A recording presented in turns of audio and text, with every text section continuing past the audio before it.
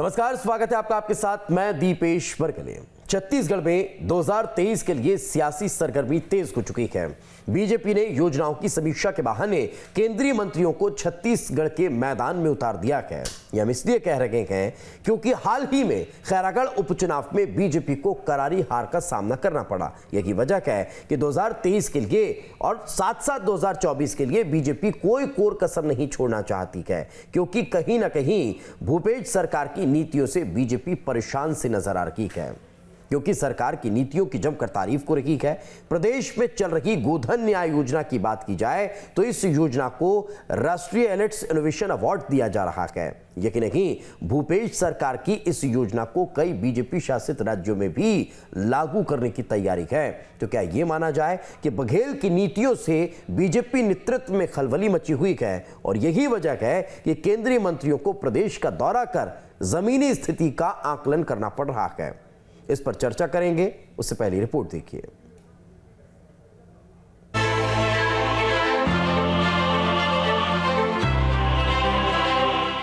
छत्तीसगढ़ में 2023 के विधानसभा चुनाव को लेकर सियासी सरगर्मी तेज हो चुकी है। छत्तीसगढ़ में अपनी सियासी जमीन तलाशने के लिए बीजेपी ने इस बार केंद्रीय मंत्रियों को मैदान में उतारा है।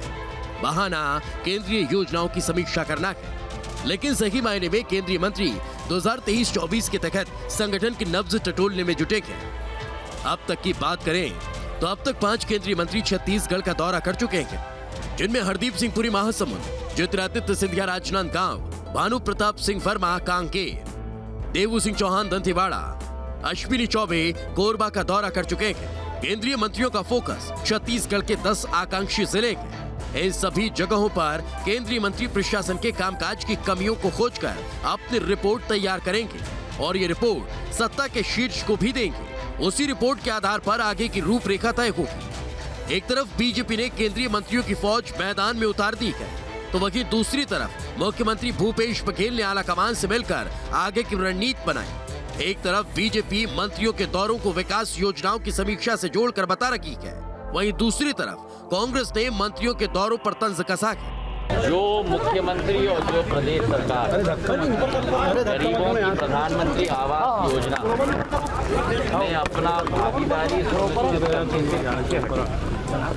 और 40% राशि नदी वो प्रदेश सरकार क्या जनसेवा की बात कर सकती है। ज्योतिरादित्य सिंधिया पहले अपने पुराने भाषण को निकाल लीजिए और अभी जो बोल रहे हैं वो दोनों बैठ के तुलना कर ले। मैं ज्योतिरादित्य जैसे लोगों की बातों को जवाब नहीं देता, जो खुद दल बदल कुर्सी के लिए है ना, वो पार्टी छोड़े। अब ऐसे लोगों को जिसके कोई आइडियोलॉजी नहीं है, उसके बारे में क्या बात करें। केंद्रीय मंत्रियों के दौरे छत्तीसगढ़ में बीजेपी के लिए बूस्टर डोज की तरह माने जा रहे हैं, लेकिन सही मायने में बीजेपी कहीं न कहीं भूपेश सरकार की नीतियों से परेशान नजर आ रही है। जिस तरह खैरागढ़ उपचुनाव में कांग्रेस की जीत हुई है, जाहिर है इससे बीजेपी परेशान नजर आ रही है, क्योंकि खैरागढ़ चुनाव को कहीं न कहीं 2023 से पहले सेमीफाइनल की तरह देखा जा रहा था। यही वजह है कि बीजेपी 2023 में किसी भी तरह की चूक नहीं करना चाहती। Team news state. तो चलिए चर्चा शुरू करते हैं। वरिष्ठ पत्रकार बाबूलाल शर्मा सर हमारे साथ जुड़ चुके हैं। सर बहुत बहुत स्वागत है आपका। डॉक्टर विमल चोपड़ा जी हमारे साथ जुड़ चुके हैं, बीजेपी के वरिष्ठ नेता हैं, आपका भी बहुत बहुत स्वागत है डॉक्टर साहब। और अमित श्रीवास्तव जी हमारे साथ जुड़ चुके हैं, कांग्रेस के प्रवक्ता हैं। अमित जी आपका भी बहुत बहुत स्वागत है। बाबूलाल सर, शुरुआत आज आप ही से करते हैं। एक तरफ प्रदेश की योजनाओं पर लगातार अब आवाम विश्वास करता जा रहा है, जनता मोहर लगाती जा रही है और फायदा अगर लोगों को हो रहा है तो उसकी चहुआर तारीफ भी होती दिखाई दे रही है। दूसरी तरफ केंद्रीय मंत्री छत्तीसगढ़ के दौरे पर हैं। इससे पहले खैरागढ़ चुनाव के दौरान भी लगातार राष्ट्रीय स्तर के नेताओं की छत्तीसगढ़ में आमद देखने को मिली। किस तरह से देखा जाए 2023 और 2024 की तैयारियों को?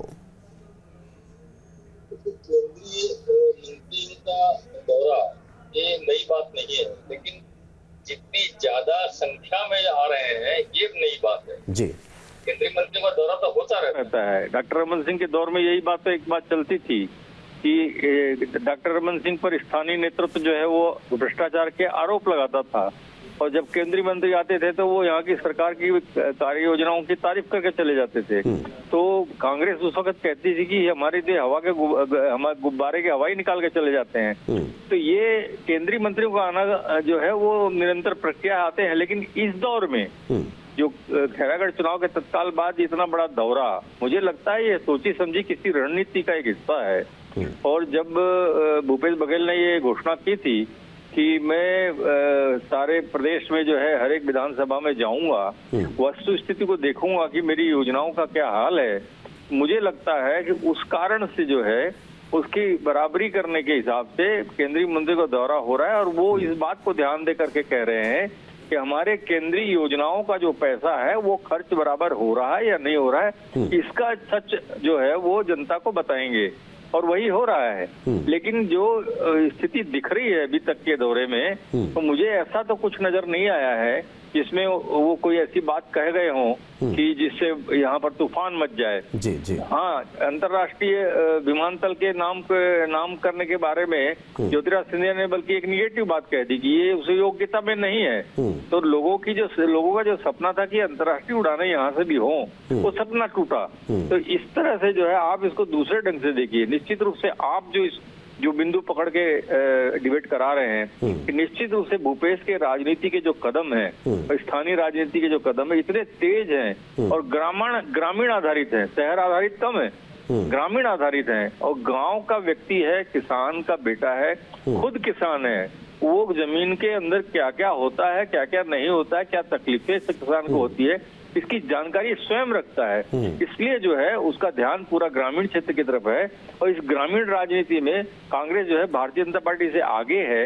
15 साल के दौर में हमने देखा है कि कोई ऐसी ग्रामीण राजनीति नहीं की है कि गौठान, गौशाला या गोवर्धन इनकी किसी भी प्रकार की जो है कोई सोच नहीं बनी थी। ये जब ये फैसला भूपेश बघेल ने किया तो लोगों को नया लगा और निश्चित रूप से गांव के लोग इससे बहुत प्रभावित हुए हैं। महिलाएं गोबर के काम से बहुत प्रभावित हुई हैं। जिस चीज को बेकार समझा जाता था उसका जो है पैसा मिलना शुरू हुआ, जेब में पैसा आया। और जब गाँव के लोगों के जेब में पैसा आता है दीपेश, तो निश्चित रूप से वो पैसा बाजार में आता है, तो बाजार में भी बूम होता है। ये जो सोच है ये अर्थव्यवस्था के अंदर की भी सोच है और ग्रामीण अर्थव्यवस्था को मजबूत करने की भी नरवा गरवा घुरवाबाड़ी में एक सोच है, गोधन न्याय योजना में एक सोच है। और अपने वायदों को पूरा करने के रूप में उन्होंने प्रतिष्ठा जो बनाई है उसको भी निश्चित रूप से जो है प्रचार मिलेगा। और जो कोशिश है वो निश्चय, हाँ, मैं खैरागढ़ के बारे में जहाँ तक कहता हूँ कि वो 2023 का सेमीफाइनल मैं व्यक्तिगत रूप से नहीं मानता। बराबरी की टक्कर मिली है, ऐसी बात नहीं है। 20,000 वोट से जीते हैं, हम तो सोच रहे थे 40-50 हजार वोट तो जीतेंगे क्योंकि जिला बनाने का ब्रह्मास्त्र चला था। फिर भी जो है 60,000 वोट भाजपा को पहले मिले थे, इस बार 67,000 मिले हैं। तो बराबरी में मुकाबले में खड़ी रही है, अपने सम्मान की रक्षा जो है भारतीय जनता पार्टी ने भी की है। बिल्कुल, मैं लौटता हूं सर आपके पास और कई महत्वपूर्ण सवाल रहेंगे। डॉक्टर विमल चोपड़ा, महत्वपूर्ण सवाल यही कि क्या वाकई में जो चर्चाएं चल रही है कि भूपेश बघेल की योजनाओं से बीजेपी में बेचैनी है, यही वजह है कि अब केंद्रीय स्तर के, राष्ट्रीय स्तर के नेताओं की छत्तीसगढ़ में दौरा कार्यक्रम शुरू हो चुके हैं और जमीनी स्थिति को आंका जा रहा है कि कितनी कहाँ काम करने की आवश्यकता है? दीपेश जी, भारतीय जनता पार्टी निरंतर काम करने वाली पार्टी है। ये पूरे देश भर में जो है भारतीय जनता पार्टी लगातार कार्यक्रम करती जा रही है और अपने कार्यकर्ताओं को सक्रिय रख रही। आपको बता दूं कि ये देश भर में भारतीय जनता पार्टी ने 6 अप्रैल से 20 अप्रैल तक जो है ये सामाजिक न्याय पखवाड़ा के नाम से कार्यक्रम आयोजित किए हैं। और मोदी जी ने जो देश भर में 170 आकांक्षी जिले घोषित किए हैं, जिसमें ऐसा लगा उनको कि कुछ काम करने की जरूरत है। ये कहीं ना कहीं जो है हमारे विकास की धारा से थोड़ा पीछे है। और उन सब में जो है उन्होंने 170 जिले जो देश भर के हैं, हर केंद्रीय मंत्री को एक एक जिले, 2-2 जिले का जो है उन्होंने प्रभार दिया है कि आप यहाँ जाइए और आकांक्षी जिले में क्या स्थिति है ये देखिए। छत्तीसगढ़ के हमारे 10 जिले जो हैं वो आकांक्षी जिले हैं, जिसमें बस्तर के साथ हैं और महासमुंद, कोरबा और एक और जिला जो है राजनांदगांव, ये ऐसे 10 जिले हैं। इन 10 जिलों में भी केंद्रीय मंत्री आ रहे हैं। अभी 5 आए हैं, 4 आए हैं, आगे और आएंगे। अभी मैं दिल्ली गया था, वहां जो हमारी यहाँ के मंत्री है, केंद्रीय मंत्री, वो वहां दिल्ली में मिली, वो बिहार का दौरा कर रही थी, बिहार के आकांक्षी जिले में जा रही थी। और जहां तक आकांक्षी जिले में जो पैसे सरकार ने दिए हैं उसका उपयोग हो रहा है कि नहीं, समीक्षा की जाए, ये बातें की जा रही। मैं आपको बता दूं कि आकांक्षी जिला ना होने के कारण जो है महासमुंद, कांकेर और कोरबा में मेडिकल कॉलेज की स्थापना केंद्र सरकार की तरफ से की जा रही है। लेकिन ये दुर्भाग्य का विषय है कि कांकेर के अलावा 2 साल हो गए कोरबा और महासमुंद में किसी प्रकार की ठीक व्यवस्था न होने के कारण मेडिकल कॉलेजों को मान्यता नहीं मिली है। और हमारे छत्तीसगढ़ के 200 महासमुंद में और 200 जो हैं कोरबा में छात्र डॉक्टर बनने से वंचित हो गए। ये इस सरकार की नाकामी है कि 2 साल में भी वो व्यवस्था नहीं कर सकी। 150 करोड़ रुपए महासमुंद मेडिकल कॉलेज के लिए दिए गए हैं, उसका उपयोग नहीं किया गया, बिल्डिंग नहीं की गई। और जब इसकी समीक्षा हमारे केंद्रीय मंत्री हरदीप पुरी जी हुई तो उनको जिस प्रकार के स्लाइड वीडियो दिखाए गए, इतनी गंदी बिल्डिंग, इतने गंदी व्यवस्था, कि उन्होंने कहा आप ऐसी व्यवस्था करेंगे तो आप मान्यता की उम्मीद नहीं करिए। कांकेर में व्यवस्था की, वहां सरकार ने मान्यता दी। और जहां तक जो है अंतरराष्ट्रीय हवाई अड्डे की बात है, 2013 में विधानसभा ने प्रस्ताव पारित किया, कांग्रेस की केंद्र में सरकार थी, वहां भेजा गया, उसने अंतरराष्ट्रीय हवाई अड्डा नहीं बनाया। तो आज जो स्थिति है उस समय कांग्रेस बनाती। तीसरी बात, जो खैरागढ़ का उपचुनाव है, जहां भारतीय जनता पार्टी ने अपने वोट बढ़ाए हैं और जिसकी उम्मीद 40,000 50,000 वोटों से की जा रही थी, जो बाबूलाल जी ने कहा है कि भारतीय जनता पार्टी ने पूरी ताकत से लड़ाई लड़ी, लेकिन प्रशासनिक आमले को लेकर के जिस प्रकार से पटवारियों को टारगेट किया गया, वहां ई को टारगेट दिया गया, एसडीओ को टारगेट दिया गया कि आप यहाँ जो मजदूर काम कर रहे हैं सबको कांग्रेस का वोट दिलाइए, नहीं तो आपको हटा दिया जाएगा। जिले की जो एक प्रकार से ब्लैकमेलिंग की गई, वो जो है, ये जो परिस्थितियां हैं रही, और किसी प्रकार की बेचैनी और घबराहट नहीं है भारतीय जनता पार्टी। बेचैनी और घबराहट नहीं है। संक्षेप में डॉक्टर साहब एक और सवाल का जवाब दीजिए, फिर मैं अमित जी का कमेंट लूंगा। सवाल ये कि किसी प्रदेश पे 15 वर्षों तक राज करना और उस जिले के मुख्यमंत्री रहते हुए प्रदेश में रहना और वो जिला आकांक्षी जिले की सूची में आ जाना सवाल नहीं खड़ा करता है? राजनांदगांव भी आकांक्षी जिला, जो कहीं अब सूची में ऐसा लग रहा है कि पिछड़ता दिखाई दिया, इसलिए अब उसमें विशेष पैकेज की अब व्यवस्था होगी।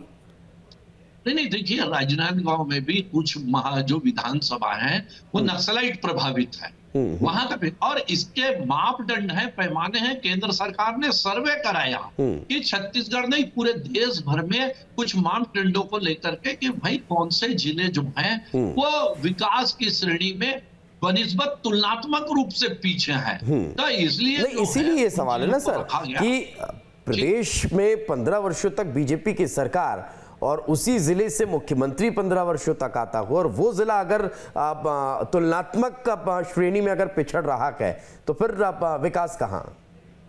नहीं, विकास है, आप जाकर के देखेंगे, ऐसी बातें नहीं है।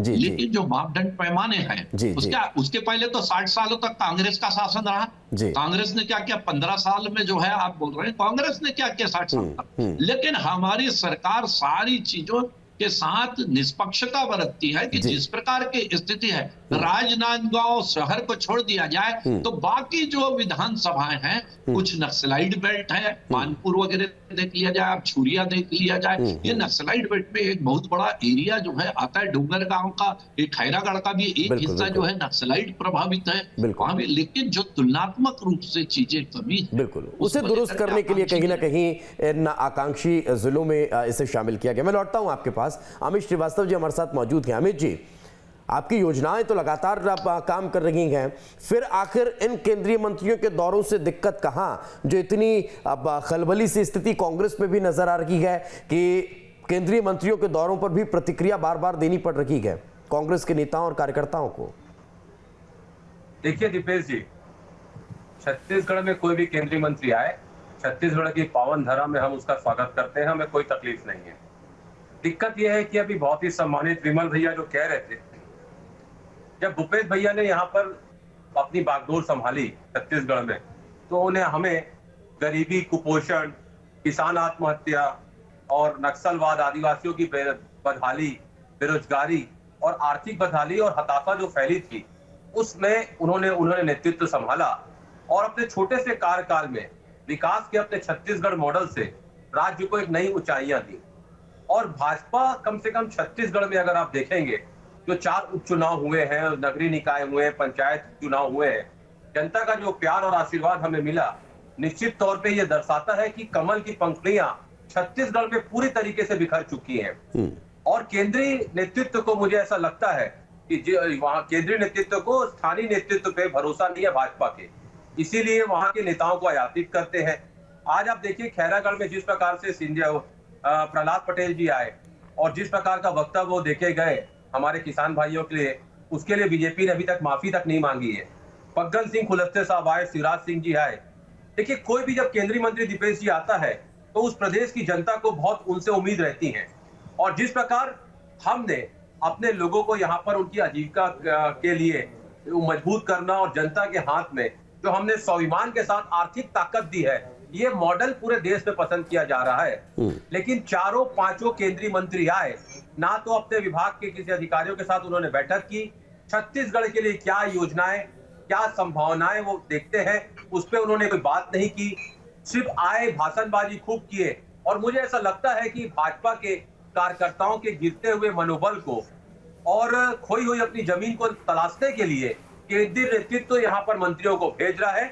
लेकिन पूरी तरीके से मैं आपको बता दूं कि छत्तीसगढ़ में जो हम नवा छत्तीसगढ़ बना रहे हैं, हम जो सेवा जतन और सरोकार वाला छत्तीसगढ़ बना रहे हैं, पूरा बीजेपी नेतृत्व के नेतृत्व से तिल मिलाया। अमित जी यही सवाल है कि अगर केंद्रीय मंत्री यहां पहुंचकर भारतीय जनता पार्टी के लिए जमीन मजबूत करने की कोशिश में जुटे हैं, तो क्या उससे कांग्रेस को कहीं कोई दिक्कत महसूस हो रही है? बिल्कुल भी नहीं। मैंने जैसा आपसे कहा कि केंद्रीय मंत्रियों का छत्तीसगढ़ की पावन धरा में स्वागत है, लेकिन अगर कोई केंद्रीय मंत्री आता है, विमानन मंत्री आता है, तो क्या छत्तीसगढ़ के लोगों की उनसे अपेक्षा नहीं रहती कि अगर वो आए हैं तो इंटरनेशनल एयरपोर्ट की घोषणा करके जाएं, कार्गो हब की घोषणा करके जाएं, 24/7 नाइट जो फ्लाइट उतरती है उसकी वो परमिशन देके जाए, कनेक्टिविटी जो बिलासपुर से और अंबिकापुर से था या डोंगरगढ़ से जो कनेक्ट करना था उस पर कुछ बात करके जाते। एक भी विषय पे सिंधिया जी ने कुछ नहीं कहा। हरदीप पुरी जी आते हैं, महंगाई पे जब उनसे प्रश्न किया जाता है वो महंगाई पे जवाब नहीं देते हैं। उसी प्रकार से अश्वनी चौबे जी आते हैं, वो कुछ जवाब नहीं देते। तो और आप कहते हैं हम आकांक्षी जिलों को सर्वे करने के लिए आए हैं कि आपने अच्छा काम किया है कि नहीं।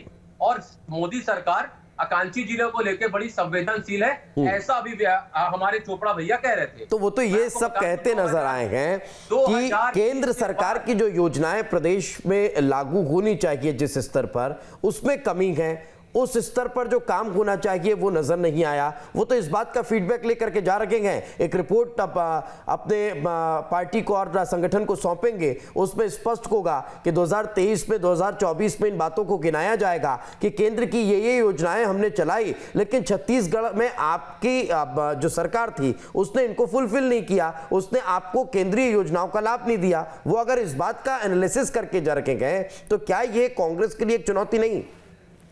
देखिए, सबसे पहले तो मैं बता दूं कि बहुत ही सम्मानित विमल भैया ने कहा कि आकांक्षी जिलों को लेके मोदी जी बड़े संवेदनशील है।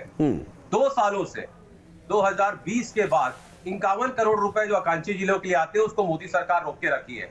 आपने कहा कि जो देनदारी हमारी है 13,000 करोड़ का एक्साइज ड्यूटी उसको रोक के, सेंट्रल एक्साइज उसको रोक के रखे। सीआरपीएफ का खर्चे के नाम पे 11,000 करोड़ रुपए काट दिए। आदरणीय मुख्यमंत्री जी अभी परसों अमित शाह जी से मिलके आए हैं, तो उन्होंने निवेदन किया कि भाई आप तो वेव ऑफ करते हैं नॉर्थ ईस्ट के स्टेटों को, हमको भी करिए। उन्होंने मना कर दिया। फिर उन्होंने निवेदन किया आप किस्तों में कर दीजिए, उसका भी जवाब उन्होंने नहीं दिया। हम देखते हैं 14,000 करोड़ रुपए जीएसटी। आपके और मुख्यमंत्री जी के बातों में थोड़ा सा विरोधाभास है सर। मुख्यमंत्री जी जब मिले और उसके बाद उन्होंने जो प्रेस कॉन्फ्रेंस की उसमें उन्होंने कहा कि हाँ हर चीज का आश्वासन मिला है, अब सकारात्मक बातचीत हुई है, और आप कह रहे हैं कि अब बिल्कुल कोई रिस्पॉन्स नहीं मिला, मना कर दिया। ये थोड़ा सा विरोधाभास नजर है। मैं लौट रहा हूँ आपके पास, वक्त कम है, वक्त कम है अमित जी। नहीं भरी है, मैं ये कह रहा हूँ। नहीं किस्तों के लिए उन्होंने निवेदन किया है। नहीं, आप सुनिएगा वापस से मुख्यमंत्री जी की उस वक्त की बाइट को, जब वे वहां से मुलाकात कर बाहर निकले थे,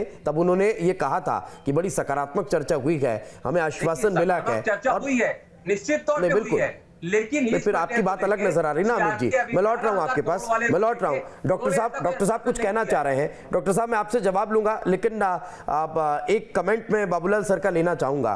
सर, एक चर्चा ये भी है कि अगर केंद्रीय मंत्री आ रखे हैं और वे जमीनी मौका मुआयना कर रखे हैं केंद्र की योजनाओं के फीडबैक लेने के साथ साथ कि प्रदेश में जिलों में भारतीय जनता पार्टी की स्थिति कितनी मजबूत है और नहीं है, क्या लग रहा है? क्योंकि आप बहुत लंबे वर्षों से इन तमाम दौरों को, इन तरह की चीजों को बड़े करीब से समझते आ रखे हैं, क्या एक दिन के, 2 दिन के इस तरह के संक्षिप्त दौरों में वर्तमान परिस्थितियों को समझा जा सकता है कि पार्टी के हित में माहौल है, नहीं है?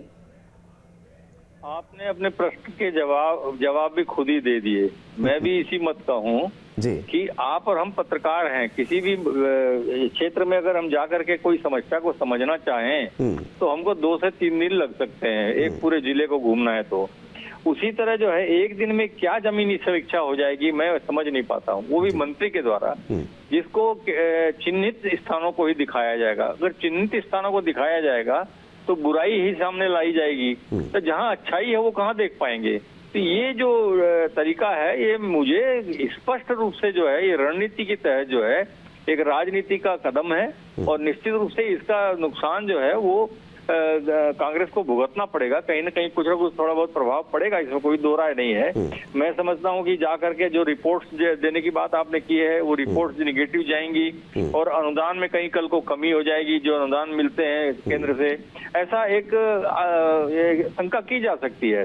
तो सबसे बड़ी चीज ये है कि आप ये देखिए कि केंद्रीय मंत्रियों का दौरा, इतने बड़े बड़े मंत्री आ रहे हैं, लेकिन अखबारों में उसको बहुत ज्यादा तवज्जो नहीं मिल रही है। 2-2 कालम में जो है उनके बयान चिमट करके दिखाई दे रहे हैं। ये बहुत महत्वपूर्ण चीज है। अब सवाल है कि इसका काउंटर कैसे करेगी कांग्रेस? तो काउंटर करने के लिए कांग्रेस के पास में अपने 3 साल के काम, 3.5 साल के काम का एक पूरा लेखा जोखा है जो उसको बताएगी। और एक सबसे बड़ी बात मैं आपको बता दूं, जो खैरागढ़ में गेन हुई है कांग्रेस को, वो ये गेन हुआ है कि भले ही 20,000 की जीत को मैं बहुत बड़ी जीत नहीं मान रहा हूँ व्यक्तिगत रूप से, लेकिन एक गेन ये हुआ है कि 24 घंटे की बात की थी और मात्र 3 घंटे के अंदर जैसे ही उन्होंने प्रमाण पत्र देखा, मुख्यमंत्री ने जिला की घोषणा कर दी, तहसील की घोषणा कर दी, और जो उन्होंने कहा था तत्काल उन्होंने उसकी घोषणा कर दी। और दूसरे दिन बड़ी बात हो जाती है, राजपत्र में भी आ गया, ताकि 2023 में उनके कार्यकर्ता जनता के सामने ये कह सके कि भूपेश है तो मुमकिन है, ये मीठा नहीं विपक्ष के लिए नमकीन है। ये बात सामने आकर के लोग कह सके। और अभी तक जो है बहुत बड़ा प्रभाव केंद्रीय मंत्रियों के दौरे का दिखने में आया नहीं है। भविष्य की मैं नहीं कहता। बिल्कुल, मैं रोकना चाहूंगा सर, चूंकि वक्त का अभाव का है। डॉक्टर विमल चोपड़ा कुछ कहना चाह रहे हैं, संक्षेप में, आप 40 सेकंड का वक्त बचा है। विमल साहब। नहीं, देखिए ऐसा है, भारतीय जनता पार्टी अपनी जमीन मजबूत क्यों नहीं करेगी? क्या कांग्रेस के लिए खुला मैदान छोड़ देगी? हमारे केंद्रीय मंत्री आएंगे और जिन गड़बड़ियों को इन लोगों ने किया उसको उजागर करेंगे, बिल्कुल बताएंगे। 2 मेडिकल कॉलेज जो आकांक्षी जिले होने के नाम से आज तक आप चालू नहीं कर पाए हैं, उसकी 60% की राशि जो है केंद्र सरकार ने आपके खाते में जमा करा दी है। आप बिल्डिंग नहीं बना पाए, उसका इंफ्रास्ट्रक्चर नहीं बना पाए, ये आपकी नाकामी है। ऐसे जल जीवन मिशन जो है उसमें कितना बड़ा भ्रष्टाचार जो हो रहा है, उसको क्या हमारे केंद्रीय मंत्री एक दिन नहीं, उन्होंने गोद लिया है। और ये केंद्र सरकार का, मोदी जी का निर्देश है कि आपको लगातार जो है, जो जिले आपको दिए गए वो दिए जाएंगे। और अभी अमित जी बोल रहे थे कि जब कांग्रेस की सरकार ने कुपोषण का, मैं आपको बता दूं कि सर्वे देख लें, पहले जो है यदि एनीमिया की दर जो है 50% थी, वो कांग्रेस शासन में बढ़ के 65% हो गई है।